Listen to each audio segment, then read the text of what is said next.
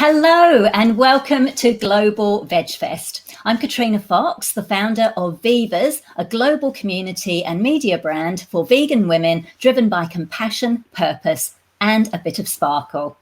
Vivas is delighted to have this opportunity to curate 2 live streams during Global Vegfest, and the first of those is now today.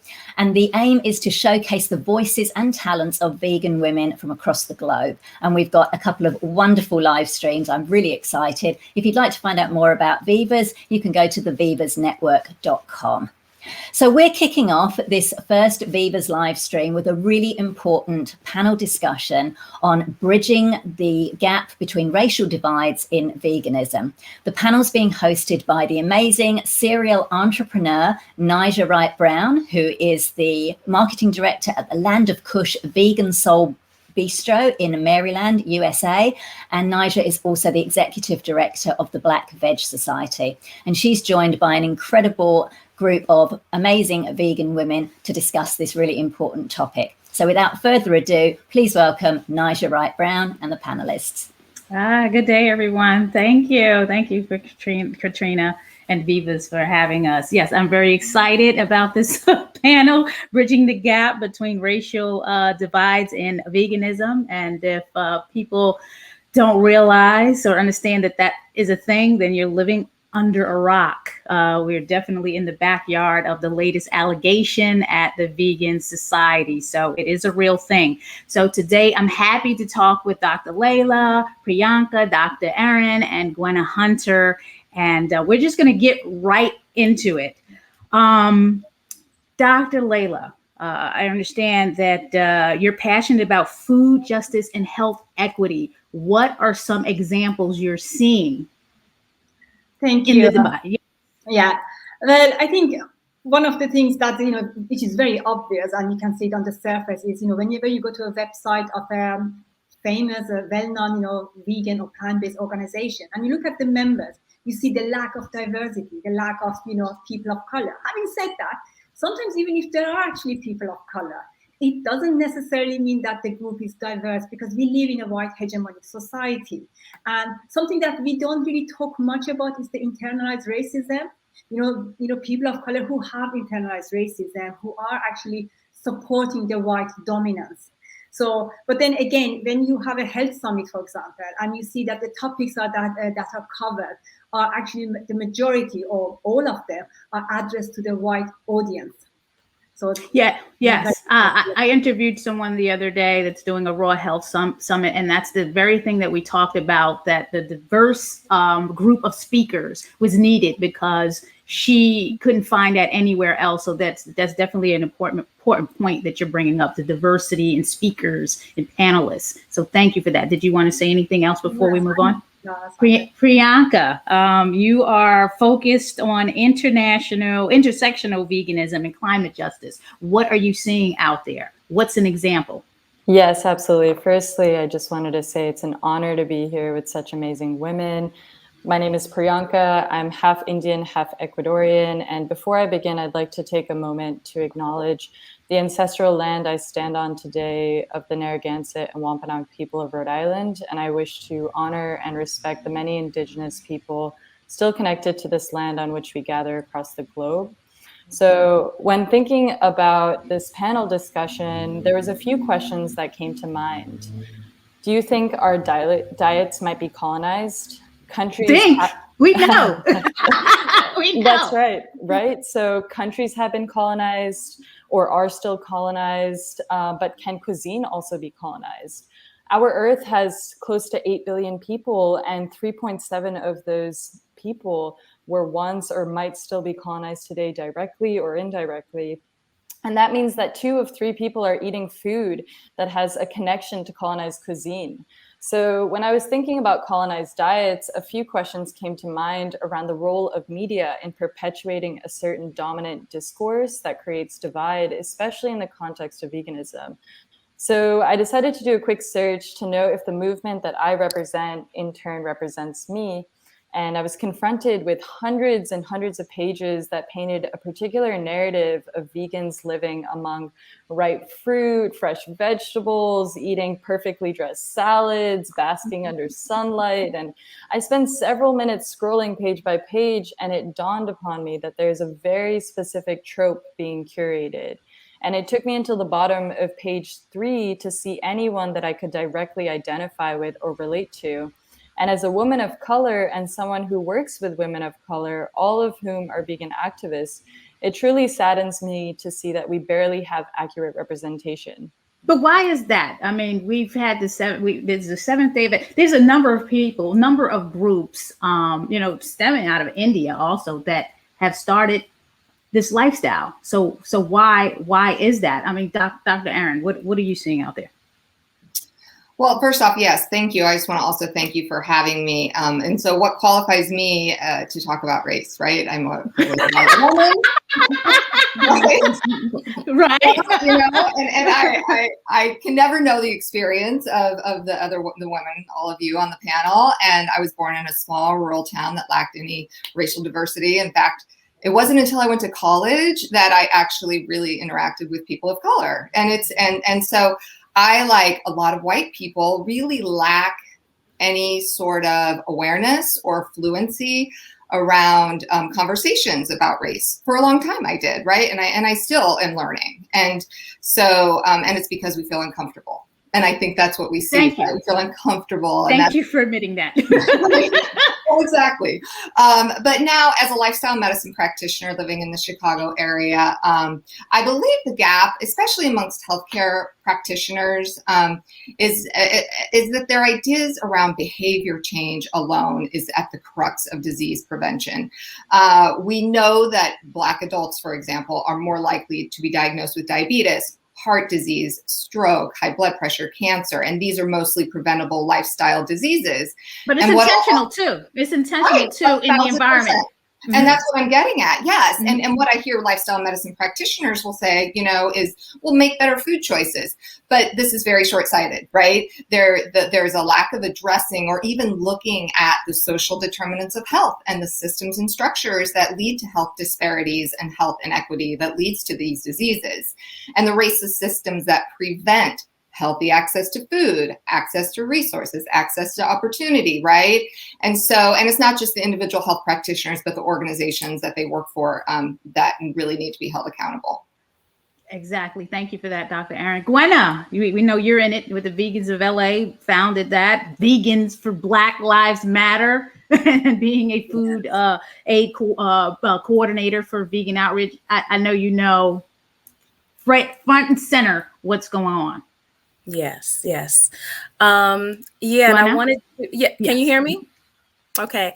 Yeah. And I wanted to address what Priyanka was saying, how, scrolling down and seeing like getting down to the third page and, finding representation then. And usually what happens, what I notice is that in everything, even like with the cannabis industry, what's going on with the psychedelic industry, the white culture typically always gets a very good head start on these things before before everyone else gets to really get into it.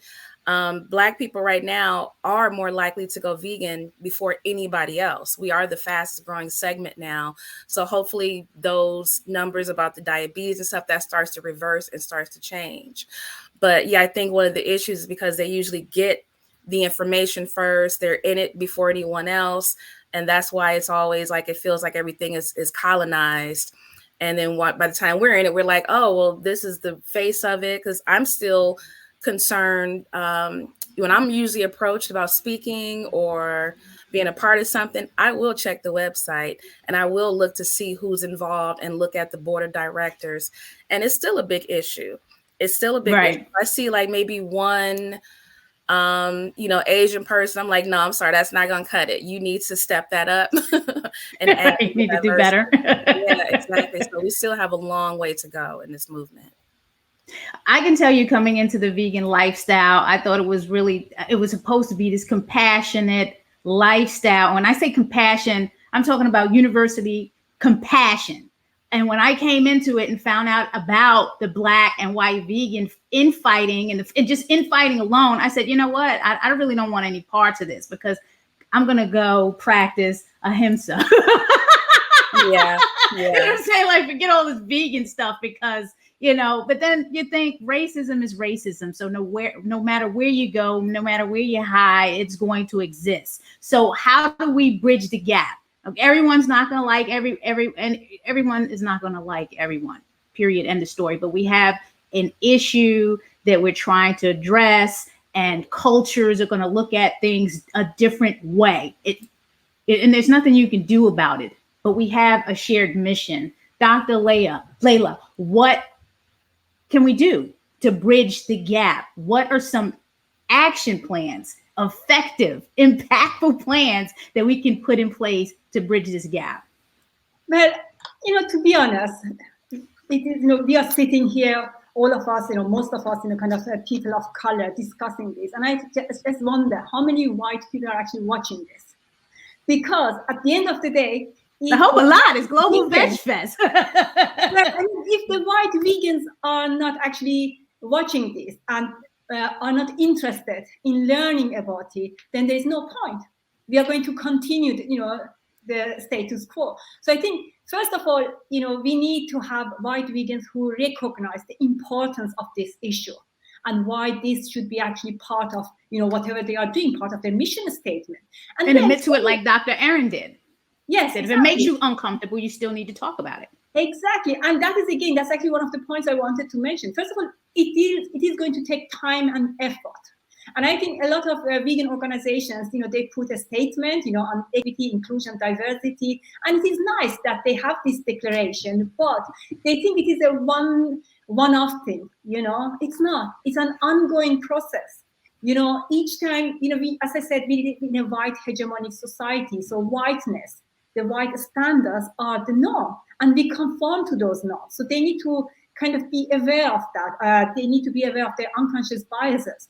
And, a lot of times they think, okay, but if I invest time and energy in learning about racism and how to kind of, be an anti-racist, I'm diverting resources from the animals.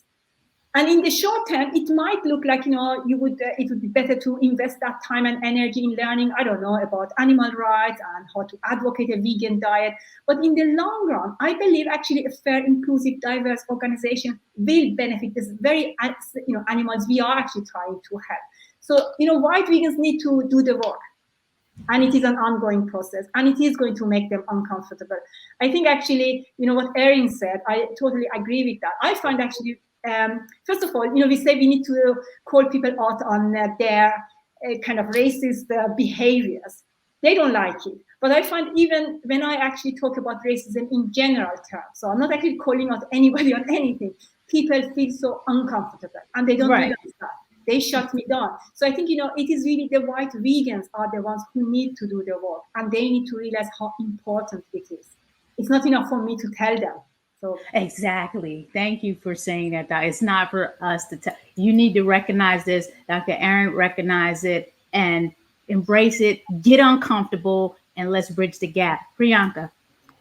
Yes, as Dr. Leila shared, these are very uncomfortable truths about narratives that are being perpetuated in our movement. And I think it's really important to acknowledge that mainstream veganism and animal rights activists have tended to overlook colonialism and vegans of color by excluding us from dominant discourse. And unfortunately, in doing so, billions of voices are excluded. And so when we talk about solutions, I think it's really important to talk about language. And something I'd really like to point out is that vegan is not an ancient word. It's not derived from any of the classical languages like Latin or Sanskrit. And this tells us that it was an invented word, something that was coined in the 1940s. And where else have we seen examples of inventions and discoveries in colonialism? I mean, Columbus Day is coming up, and we still celebrate the fact that someone discovered America, when in fact, indigenous people have been inhabiting this land for centuries. And Native people did not have to be discovered. They were already there. Right. And in the same respect, when we attribute that a certain lifestyle choice was invented, this implies that this way of living didn't exist before. So I would like to set the record straight. The Vegan Society gave veganism a name for something that we have been doing for centuries across Indigenous, Eastern, South American, and African cultures.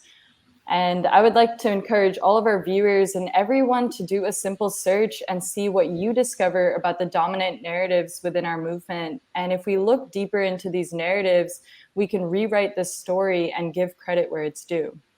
Thank you for that. And I'm glad you talked about the birth of the word vegan, because it did come out of vegetarianism, and pure vegetarianism is still a thing. So don't bash the word vegetarian, all this may eat, it's may, the definitions change all the time.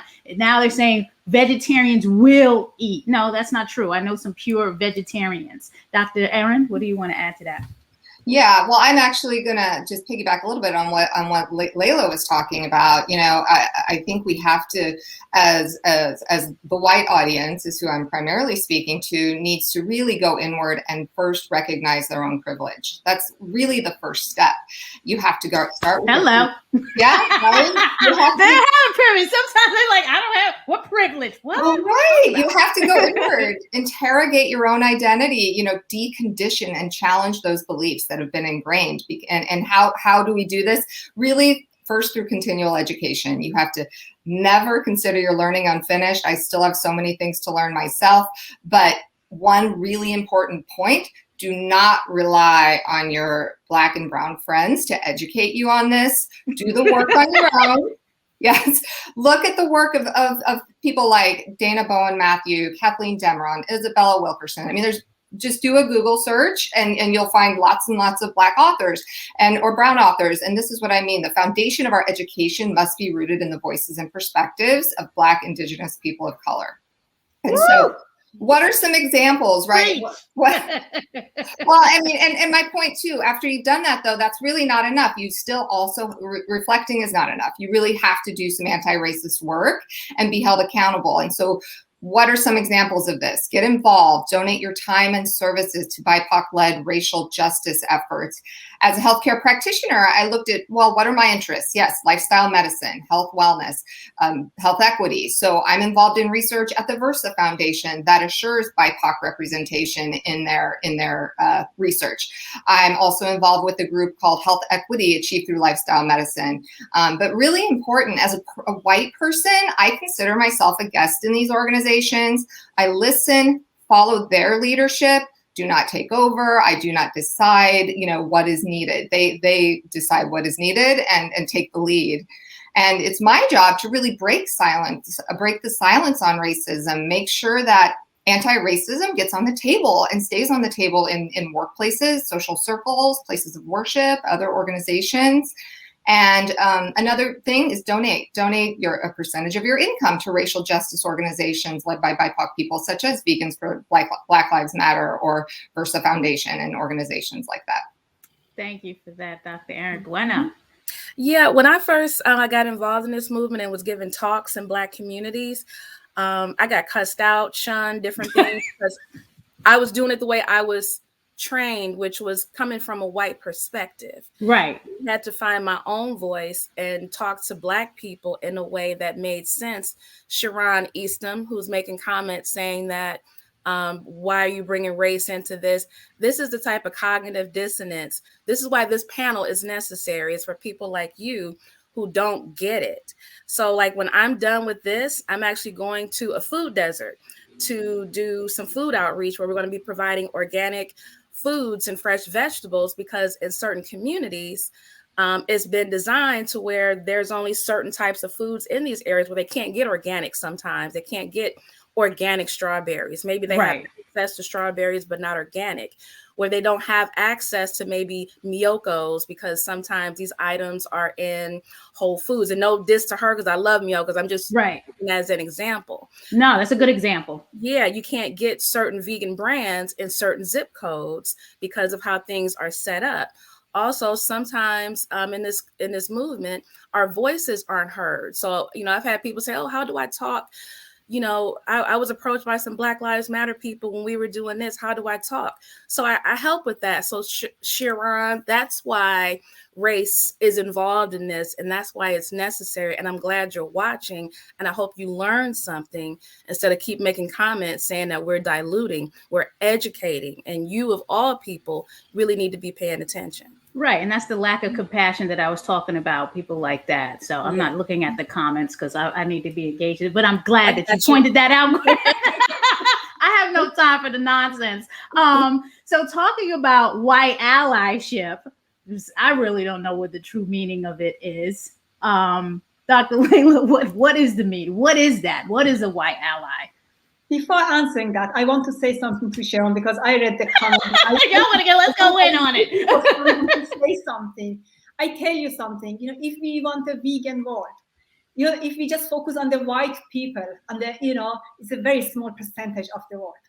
And if you want to talk to the rest of the world, and which is like people of color, I actually led a panel discussion earlier, and there were people from Japan, China, Hong Kong, Pakistan, and Morocco. If you want a vegan world, those people need to go vegan. So you need to actually address these, social justice issues. You cannot just ignore race and, skin color, as you call it. It doesn't work like that. I'm sorry. Anyway, sorry. I had to say that because I think, that's what, yes, a white ally is actually somebody who recognizes why it is important to do this work, right. Why it is important to have this discussion here. I just think, it is really ridiculous that there are still vegans who don't understand that, we need to actually talk about racism. And yes, they need to understand why it is important to have people of color in all the platforms that matter. And they need to understand that, just saying you are against racism is not enough. You need to do the work. And once you have these people of color, on your platforms, listen to them. Right. Don't assume that you know better than them. I think a white ally recognizes all of that. And I'm not saying it is easy. I'm glad I'm not actually white because it would be so difficult, living in a white society and with all these kind of issues and trying to undo that. It is not easy. I acknowledge that. But I think it is necessary. So I think, yes, as a white ally, that is what they need to do, to give us a platform, to give us a voice, and not to be afraid when we are having a diverse voice, because diversity is not just about the skin color, and some people tell me, oh, you look actually very white. So it's not about the skin color, not just the skin color. It's also about diverse cultures. Right, exactly. And I think we need to, acknowledge and appreciate that. And a white ally would actually give a platform to all of that. And yes, and listen to us. Dr. Leila, I'm glad you said about giving platform because I just do what I want to do, whether whoever comments and likes it or not. And again, I want to shout out Jane Unchained News, who has allowed me to cross post on their platform and talk about these issues because it is needed and it needs to be heard. Priyanka, white allyship, what do they need to be doing? What is it? Right. Yeah. As Dr. Leila suggested, I really think it's about listening more than you speak, uplifting voices, creating a platform. It's also about being open to other people's perspectives and lived realities. And I think at the crux of it is really remembering that being an ally isn't actually about you or your feelings. It's nothing personal, but it's actually this collective dismantling of this larger system that's being created. And something that I've been working with and reading is Dr. David Kemp's book, White Ally Toolkit. And I would recommend that everyone takes a look at it because it promotes empathy, active listening, and storytelling for bridging racial divides. And then I would also encourage everyone to take a look at dominant visuals and vocabulary in our movement. Because we're promoting veganism not just for animals and our planet, but we also need to take a deeper look at promoting veganism for the millions, billions of voices that are left in the margin. Nice. Thank you for that, Dr. Erin. What is white allyship? What is it? Well, I don't call myself a white ally because that's not for me to decide, right? That is for Naijha, Priyanka, Leila, Gwenna, and other people of color to determine. What I do is I really just encourage white people to explore their own role in white supremacy, the systems, the institutions, the structures. You have to be willing to look at it and grapple with it. And yes, it's uncomfortable. And stop looking at it like as an individual. You have to look at it as the system. Like, well, I'm not racist. Well, no, you need to look at it as a system that you have benefited from and do the anti-racist work. You know, understand what white privilege means, do the internal work and hold yourself accountable and others in your circles of influence accountable. Thank you for that. Gwenna, white allies, what is it? Well, first of all, it's a lifetime worth of work. It's not reading a book and watching a documentary and you're like, oh, I didn't know that. Okay, and then you go on to your life. You don't stop because you've been programmed in the womb. So it's not going to just take a few books and a few movies to deprogram. It's a lifetime worth of work. It's continually evolving and, you know, learning and seeing, you know, you're part of this planet. So it's not something you just do one time and then you stop. You continue to do the work because it's going to take a few lifetimes to reverse all of this and to get things back on balance. So yeah, just don't stop doing the work. I understand it can be taxing because I've had to take a break from the work I thought I was going to be doing. It was like just too much on me mentally and emotionally. So I know I've had some white friends say this, I don't know how you all have been functioning in this. So if you got to take a break, but get back into it. Thank you for that, Gwenna. I mean, for me, the white ally, you know, if I need something, funds donated to Black Veg Society, you know, that helps. Don't judge me. Don't tell me what to do. I know what I'm doing, my culture. I've been doing this for a long time. Land of Kush, the vegan restaurant's been open over 10 years. We must be doing something right. And we've created and co-created events. Just be there to support me and don't judge me and don't judge the actions. And that's all these different words and whatever. It doesn't really matter to me. It's about what you do. It's about the action. Anything else we want to talk about? I think this was really good. I think people really need to hear this. We have a long way to go. Like Gwenna says, everyone's not going to like this. Some people don't want it. There's still the separatist mentality. And we're going to be in the minority as vegans until we realize that we have some inner work to do. So we're trying to get to that global majority and trying to get more people vegan. We need to be a little bit more compassionate. Be for the animals, yes. Be for the environment. Be for global hunger. Be for health. But collectively, it's going to take that in order to move the agenda forward. I appreciate everyone. If you have anything else to add before we go, please do so now. How can folks follow you, Dr. Leila? I have my own website, drleiladeh.com. And I actually created a video project addressing, you know, kind of racism and health equity. And it was just all vegans of color, you know, vegans of athletes, basically, and some vegans of health professionals of color. So that you can find that on my website. Awesome. Priyanka, where can we follow you? Absolutely. At Divinity on Instagram. And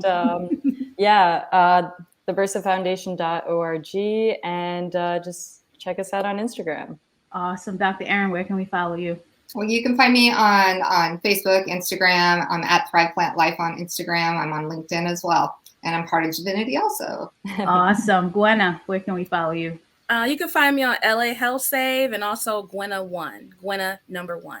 All right. And me, Naijha Speaks. You can follow me at Naijha Speaks, also NaijhaSpeaks.com. And just tune into the latest discussions, whether it's panel or interviews with activists, advocates, what have you. I appreciate you all for joining the panel. It's great, a great discussion. And yeah, let's go out and do this work. Bridge the gap, y'all. Bridge the gap. Thank you so much. Have a great one. Thank you, Global Veg Fest.